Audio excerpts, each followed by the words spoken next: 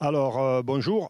Juste un petit détail. Il va falloir prendre l'habitude de ne plus parler de boue rouge parce qu'à décharge, l'industriel va rejeter uniquement les effluents. Ces effluents sont toxiques. Les boues rouges, nous les avons subis pendant 50 ans.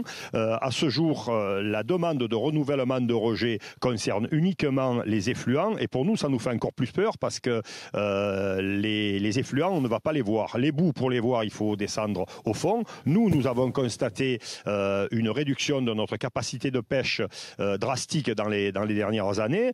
Pourquoi? Parce que ces boues ont recouvert l'ensemble du canyon de Cassidaigne, qui était un poumon nourricier pour le plateau continental. Au jour d'aujourd'hui, l'industriel a fait une demande de dérogation, malgré toutes les lois qui condamnent et qui empêchent tout rejet, à commencer par la Convention de Barcelone, le traité d'Athènes, la loi sur l'eau, la loi sur les aires marines protégées et les parcs nationaux. Il faut savoir que nous sommes aujourd'hui dans le parc national des Calanques et que la loi interdit tout rejet, qu'il soit solide ou liquide en Méditerranée. Alors, le préfet a obéi au gouvernement, il n'a pas hésité à le dire. Madame Royal est tout à fait hostile au rejet. Nous, les pêcheurs, nous ne sommes pas les ennemis des gens de Gardanne. Nous ne voulons pas qu'il y ait des chômeurs, mais on veut qu'on crée une station d'épuration à 100%. L'industriel depuis 30 ans, il sait qu'il devait s'arrêter en 2015. Au jour d'aujourd'hui, on vous fait une conférence sur le climat.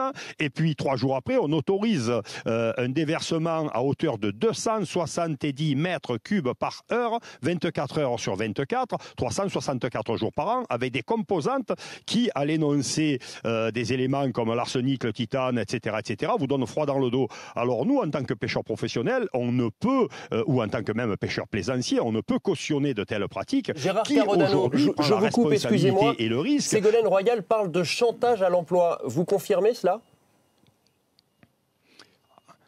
Ah, je confirme, j'affirme, tout à fait. La seule des choses, les gens de Gardanne, on peut arriver à les comprendre. Ce sont les politiques qu'on ne comprend pas. Les gens de Gardanne, eux, ils souhaitent conserver leur emploi, mais nous, on voudrait qu'on crée des emplois pour épurer. Au jour d'aujourd'hui, il est interdit de rejeter dans la mer des produits toxiques. Il n'y en a pas un, il y en a 7 de paramètres qui sont hors normes sanitaires. Il y a l'Agence nationale de la sécurité et de la santé, l'ANSES, qui a fait des analyses. Elles sont accablantes. L'Ifremer a fait des analyses. Elles sont accablantes. Nous, on est obligé de s'échapper de notre zone de travail parce que lorsqu'on monte un poisson, qu'il a touché le fond, il remonte, il est tout rouge. On n'a pas envie de vendre à nos clients des poissons qui sont souillés par des produits toxiques. Par contre, l'industriel, lui, il a reçu 15 millions d'euros pour améliorer la qualité de sa filtration. Nous, les pêcheurs, ils n'ont rien reçu et on est obligé de s'échapper et de surintensifier l'effort de pêche dans les zones où on est obligé d'aller. Alors, on n'a pas le droit de changer les moteurs de nos bateaux, mais il faut qu'on s'échappe de plus en plus loin. Ça va plus. Nous sommes en 2015. Bateau terminé, plus de rejet. Merci beaucoup Gérard Carodano d'avoir été en direct avec nous. Je précise que vous êtes le porte-parole des pêcheurs locaux de La Ciotat.